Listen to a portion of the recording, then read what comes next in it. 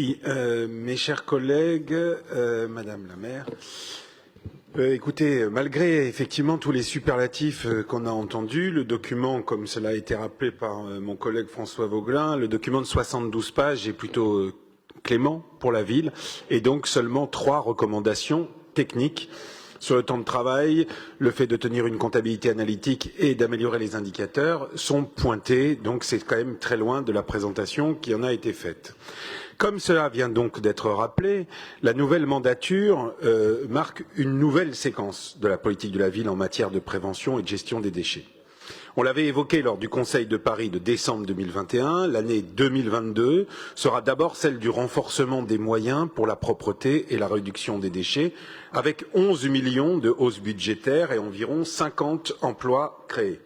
La territorialisation, il ne faut effectivement pas la railler, et merci Léa Vazat de l'avoir rappelé, constitue un moment important de cette nouvelle étape qui est en train de se mettre en œuvre, mais qui est déjà pour partie en place.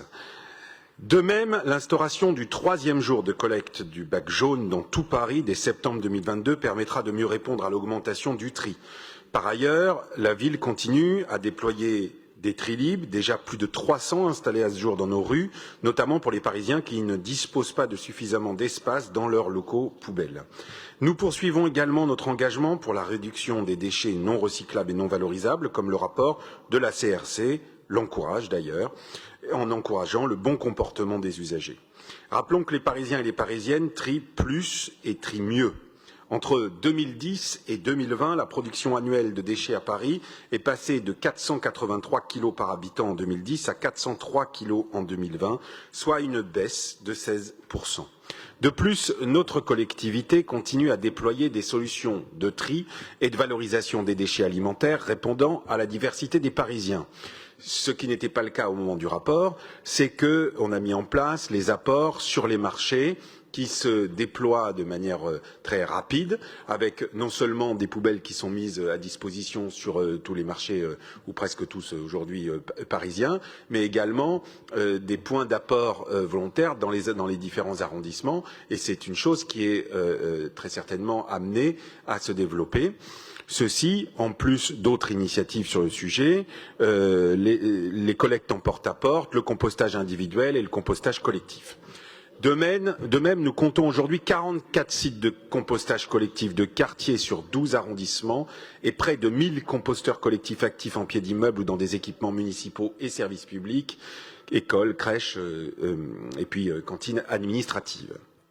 En complément, et grâce à la collaboration entre les mairies d'arrondissement et la DPE, des campagnes de distribution de lombricomposteurs ont été initiées lors de la précédente mandature, et c'est ainsi que depuis 2017, près de 5500 Parisiens ont pu recevoir gratuitement ces solutions de compostage individuel et ont pu bénéficier de formations pour se familiariser avec ces outils afin de pouvoir valoriser leurs déchets alimentaires à leur domicile. 1250 ont été distribués en 2021 et pour cette année, de nouvelles distributions auront lieu très prochainement dans plusieurs mairies d'arrondissement dans le cadre de la quinzaine du compostage qui commence ce week-end. Pour vous parler de mon arrondissement, dans le 15e, nous comptons déjà 84 sites de compostage avant de distribuer plus de 600 lombricomposteurs. Enfin, comme le souligne le rapport de la CRC, nous renforçons nos efforts sur le réemploi avec l'ouverture de plusieurs nouvelles ressourceries, recycleries, boutiques de réparation à Paris. Depuis 2020, une ressourcerie étudiante a ouvert dans le 13e, une ressourcerie dédiée à la petite enfance dans le 11e, un Réparseb dans le 18e ou encore Envie le Labo dans le 20e. Ces nouveaux lieux donnent une seconde vie aux objets et ont permis de passer de 3400 tonnes de déchets en 2019 à 2500 en 2020, malgré le confinement, comme le rappelle le RPQS, rapport annuel sur le prix et la qualité du service public de gestion des déchets. Dans le 15e, c'est la Fabrique de 130 qui est un modèle en la matière. Ce lieu unique à Paris a ouvert après 4 années de travail. La ressourcerie recyclerie financée par le budget participatif du 15e est située rue Castagnari et cette bricothèque ressourcerie permet de réemployer au plus près. Je voudrais conclure en formant aussi un vœu, c'est qu'à l'image de certains autres pays qui ont été très volontaristes sur le sujet, au niveau national, soient mis en place, disons, les cadres qui permettront d'accompagner les efforts de nos villes. Il est étonnant, par exemple, de constater qu'au Maroc, du jour au lendemain, on a supprimé totalement les sacs plastiques et les emballages plastiques. Il faut qu'il y ait également, parce que les villes ne peuvent pas tout, une politique volontariste claire, nette, au niveau national. Et j'espère que dans la prochaine législature, cela sera le cas. Je vous remercie. Merci à vous.